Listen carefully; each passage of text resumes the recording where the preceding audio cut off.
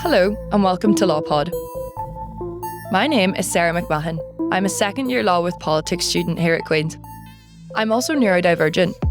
My specific area of interest on the podcast is neurodivergence and their overcoming barriers to law. To achieve this, we first need to bring awareness to the issues that exist in this area. Alongside me is Dr. Lauren Dempster, Director of LawPod. Lauren, would you like to introduce yourself? Yes, thanks, Sarah. So I'm Lauren Dempster. I'm a senior lecturer here in the School of Law, and as Sarah said, I am Director of LawPod. This is the first episode in a new LawPod mini-series exploring the relationship between neurodivergence and the law. Today, we focus on policing and autism. According to the National Autistic Society, more than 1 in 100 people are on the autistic spectrum, and there are around 700,000 autistic adults and children in the UK.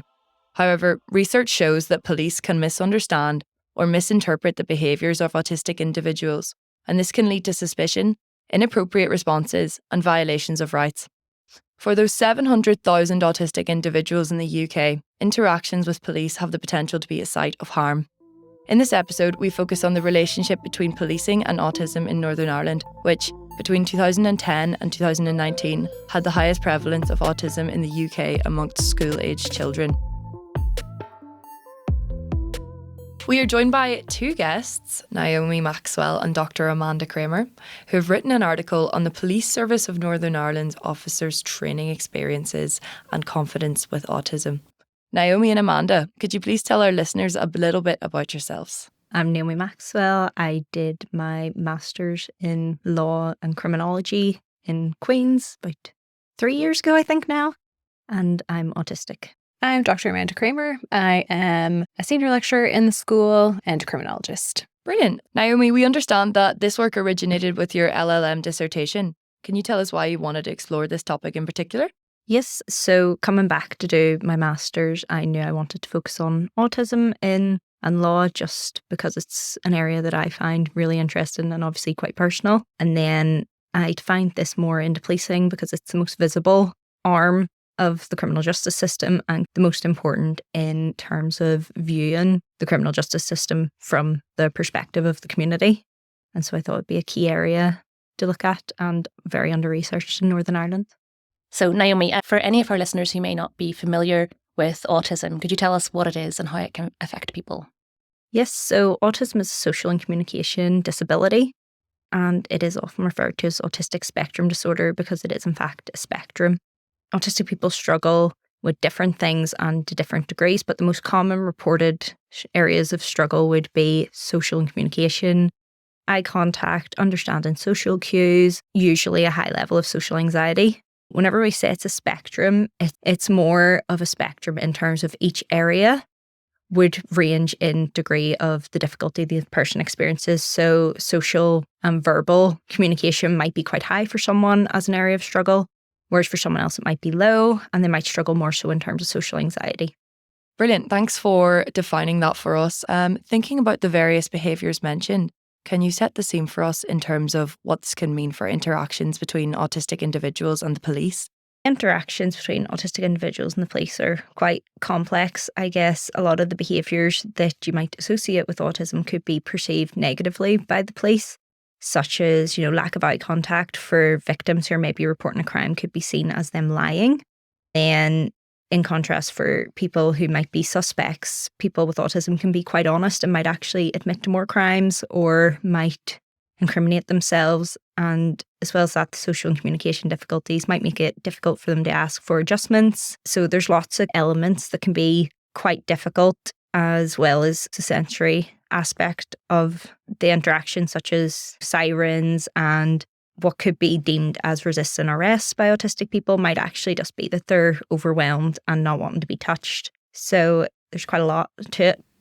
A concept that we used in the article, coming from some of the academic literature, is the hypervisibility and invisibility of autism and neurodivergence in general. So it's like Naomi was saying, that a lot of the manifestations of autism might be hyper visible in that it arouses the suspicion of the police or other community members, but that the disability itself is often considered to be invisible because the police, don't necessarily know that the people that they're engaging with have autism or be able to attribute the manifestations of autism to being autistic.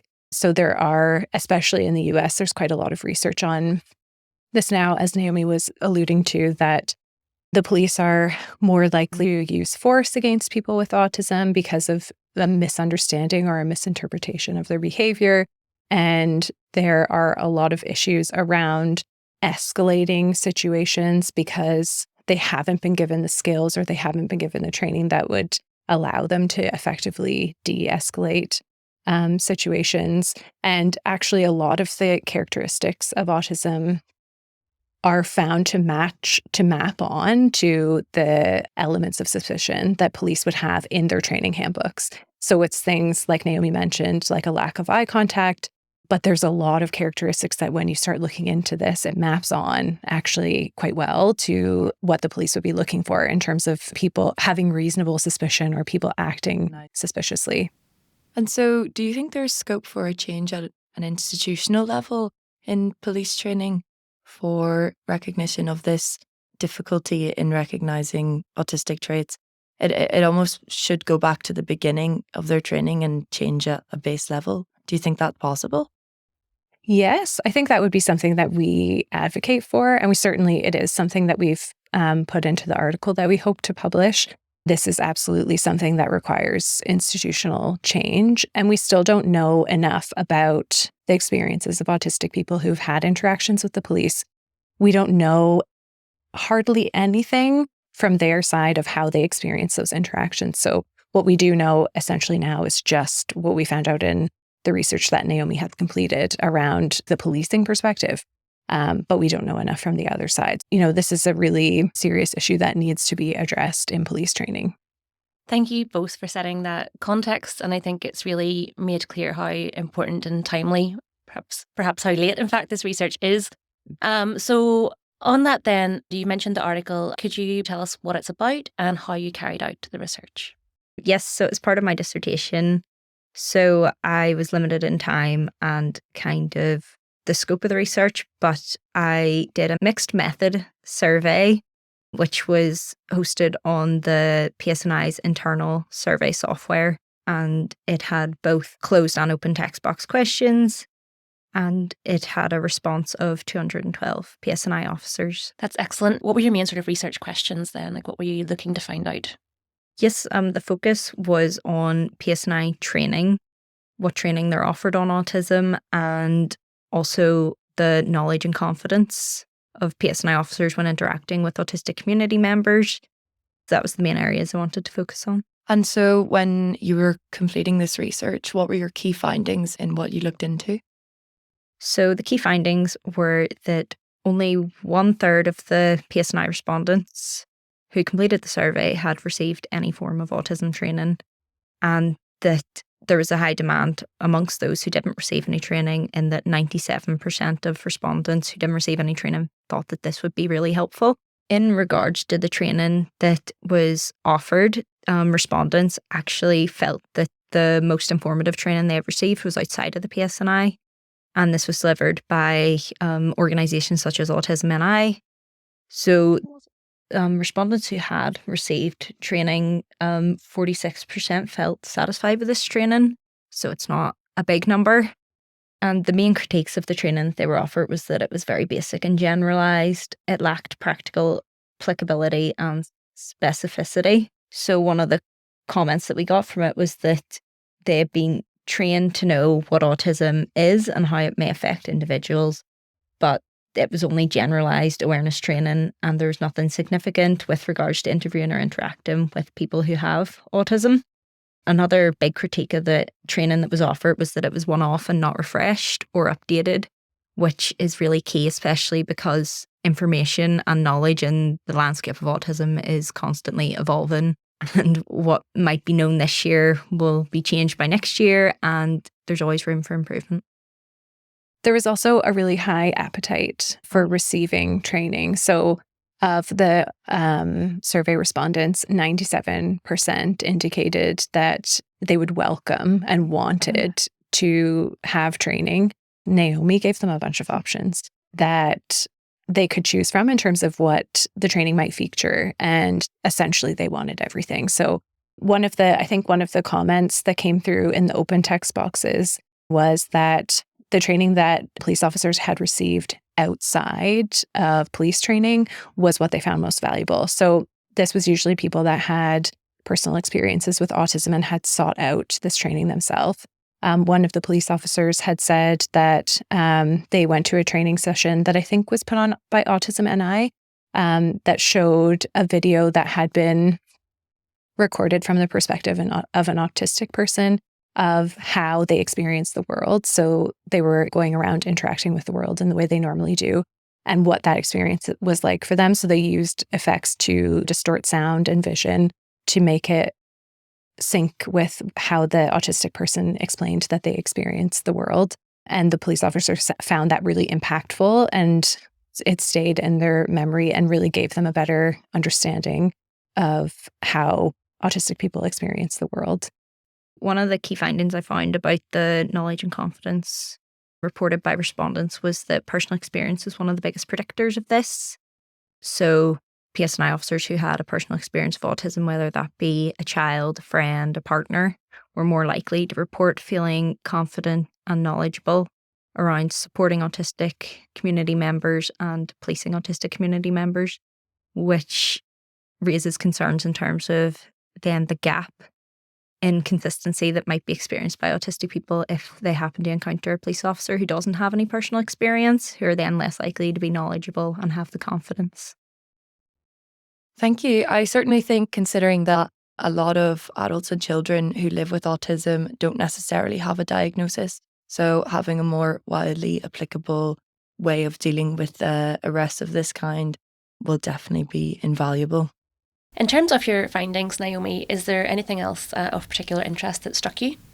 Yes, one of the more interesting things that I uncovered was that when asked about personal experience of autism, 11 out of the 212 police respondents identified themselves as autistic. And so their feedback was really key in my research, and I really wanted to highlight that as part of, capturing autistic voices and such unique perspective. So of the 11 respondents who identified that they were autistic, 7 of them reported that they didn't feel like the PSNI had good autism-aware practices, which I think is quite insightful. As well as this, only 4 of the autistic respondents indicated that they had received training on autism, and there was high dissatisfaction rates with this. The open text comments that were left by these respondents also highlighted that there was a gap in the training and knowledge of autism within the PSNI, and that this was something that they felt strongly about. And I suppose one of the key comments that I got in the open text responses was by an autistic officer who wrote, "Because I have the condition myself, I feel well equipped to break barriers with individuals, but I doubt it would be as easy for other officers." So, as you've explained, for your dissertation, the options for doing interviews, for example, were limited due to time availability. In the scholarship you have been reading for this project, what have you found in terms of representation for autistic voices? Very little, unfortunately, especially in the Northern Ireland landscape. There is very little research on autistic people's experience of the criminal justice system and policing more specifically. However, my dissertation drew heavily on research by Kramer et al., and their research had incorporated both a survey for the police officers and one for autistic people and their experience of policing, which I think is a really key area that should be explored in Northern Ireland. Thank you, Amanda and Naomi. So, you've already flagged there a huge gap in an area that you want to explore more, but could you say a bit more perhaps about next steps in terms of what you would both like to see in terms of the academic scholarship, but also in policy and practice as well?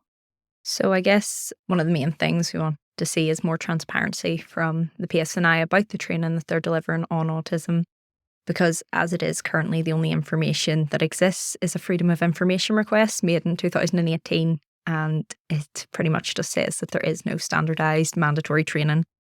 I think that it's of the PSNI's best interest to have standard and mandatory training, especially given their human rights focused policing. Yeah, so I'd like to see that. I'd like to see maybe more attention paid to autistic people who, are more than willing to offer their experience and their expertise to informed training and the use of organisations that have positive experiences with autistic people, such as Autism and to help the PSNI inform their training. It's something that I specifically am hoping to do more of. So obviously Naomi wasn't able to do that as part of her master's research. And there is nothing in relation to policing in the Northern Irish context and autistic people's experiences. So I think it's a huge gap in the literature, and it is something that we're hoping to do more research on. So we do think obviously it's very important to get that side of the perspective, and to have that also informing what the training should look like and how the training is developed. So there's a lot here, I think, that still needs to be done, and hopefully we'll be able to do more research together. And there's a lot of research still that needs to be done too, as we highlighted. And something Naomi and I were talking about is the importance of autistic people leading the research, or at least co-producing the research. So a quote Naomi had said that's popular amongst the autistic community is "nothing about us without us." So we think that that's key too in the research, that it's not just neurotypical people leading the research without having a full understanding that, it's important that the research is co-produced or even just undertaken by autistic people as well. Absolutely. I couldn't agree more. Finally, Naomi, you and Amanda are writing this piece based on your LLM dissertation. What has the experience been like of turning your dissertation into an article? It's been a long and slow process. There's a lot of nuances to making anything into an article, and thankfully I've had Amanda to help me out with a lot of that. So it's been a slow process, but hopefully it's going to be published soon. Fingers crossed. Fingers crossed indeed. Thank you for joining us today for this important and underrepresented conversation. Please make sure to keep an eye out for the next instalment of this mini-series. I want to thank Amanda and Naomi for giving us their time and knowledge today, and wish them all the best in the publishing of their article. As for Lauren and I, we'll see you next time. Goodbye for now.